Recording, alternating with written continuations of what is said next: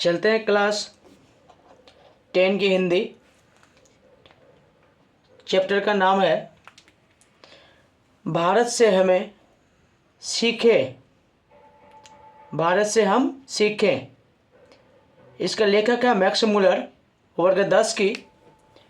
चलते हैं Max Muller के बारे में कुछ पढ़ते हैं। मैक्स मुलर का जन्म जर्मनी डेसाउ नगर में 1823 में हुआ था। मृत्यु 1900 ईस्वी में हुई थी। और ये भी लिखा है कि वो जब 4 वर्ष की जन्म की 4 वर्ष हुई थी तब उसके पिता का देहांत हो गया था और 18 वर्ष की उम्र में वह संस्कृत का अध्ययन किया गया था। और अगला क्वेश्चन इसी में कहता है कि प्राकृतिक सौंदर्य से परिपूर्ण देश भारत है, ऐसा क्यों कहा है? मैक्स मुलर ने कहा है कि प्राकृतिक सौंदर्य से परिपूर्ण देश भारत है, ऐसा क्यों कहा है? तो कहता क्या है कि मैक्स मुलर ने कहा है, लेखक मैक्स मुलर साहब ने, कि जहां मानव मस्तिष्क महारत प्राप्त है, जहां की मानव के मस्तिष्क में महारत प्राप्त है और भारत की जमीन स्वर्ग का टुकड़ा है। मानवीय गुण और रतन प्राकृतिक संपदा चिंतन से परिपूर्ण है। कहने का अर्थ है कि जहाँ की मानवता में क्या है, महारत प्राप्त है, भारत की जमीन स्वर्ग का टुकड़ा है। मनुष्य के अंदर गुण धर्म और क्या कहता है रतन जैसा प्राकृतिक संपदा से चिंतन से परिपूर्ण है।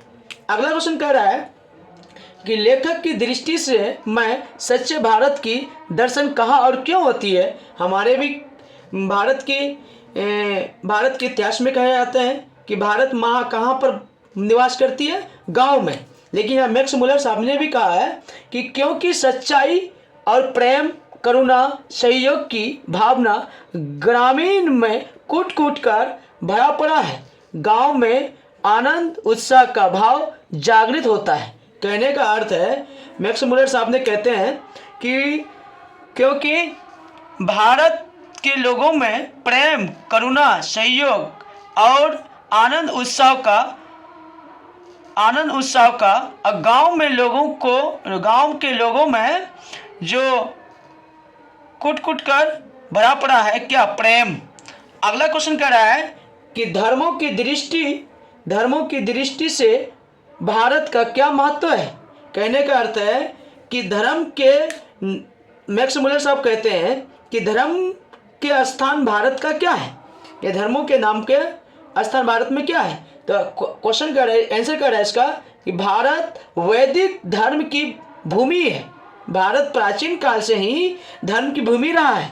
यहाँ पर बौद्ध धर्म की जन्म होती है, बुद्ध भगवान को बुद्धि मिलती है। उसके बाद पारसियों के जरदुश्त धर्म की शरण स्थल है, राम जन्मभूमि है, कृष्ण जन्मभूमि है और भारत की विश्व में धर्म से एक महत्वपूर्ण देश है।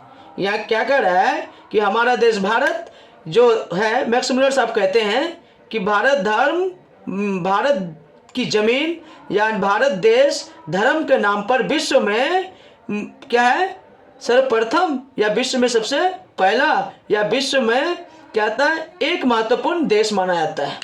अगला क्वेश्चन कह रहा है कि भारत किस तरह अतीत और सुदूर भविष्य को जोड़ता है?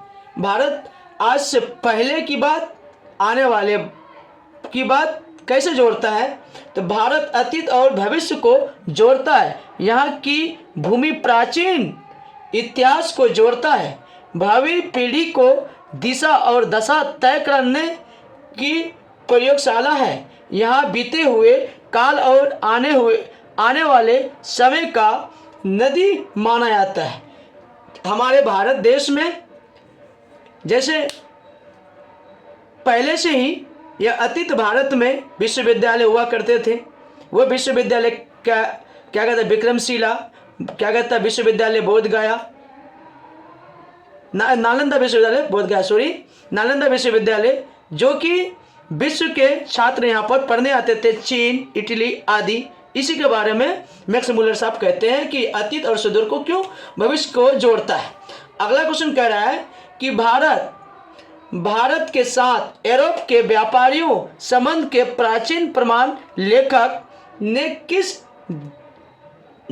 क्या दिखाए हैं। कहने का अर्थ है, तो राइटिंग कम है भैया। कहता क्या है कि व्यापारी संबंध में भारत ने जिन जिन देशों के साथ अपना संबंध रखा है उसके बारे में बता रहे हैं कि भारत, सीरिया और फिलिस्तीन, मध्य अफगान के साधन सुलभ हैं। इनके साथ कोई इसका खोटी उटी नहीं है। ये अच्छे तरह से उन लोगों के साथ व्यापारी करते हैं। और अभी तो देखो भाई, हमारा मित्र देश कौन, रूस, इनके साथ हमारा व्यापारी सबसे अच्छा है। हमारा देश नज़दीकी कौन है, पाकिस्तान, अफगानिस्तान भी हमारा क्या था, बिजनेसी बात अच्छी है। और सारे भी देश हैं। संस्कृत के आधार से साबित होता है कि हाथी के दांत, बंदर, मोर, चंदन का पेड़, चंदन की लकड़ी, गाय आदि वस्तु के निर्यात की बात बाइबल में कही गई है वह वस्तु भारत के सिवा अन्य देशों से नहीं हो सकती है। यानी कि ये जो बाइबल बुक होते हैं, जैसे महाभारत के गीता है, क्या कहते हैं हिंदू धर्म में गीता है, क्या उसके बाद और बहुत सारे किताब पुस्तक हैं। मुस्लिम में कुरान है, इसलिए ईसाई धर्मों का बाइबल है। बाइबल में इस बात की जिक्र है, हाथी के दांत, बंदर, गाय, क्या कहता है मोर आदि की जो बात कही गई है, ये भारत के ही सिवा और अन्य देश में नहीं ली गई है। अच्छी वीडियो लगेगी तो शेयर करना भाई, आगे बढ़ाना।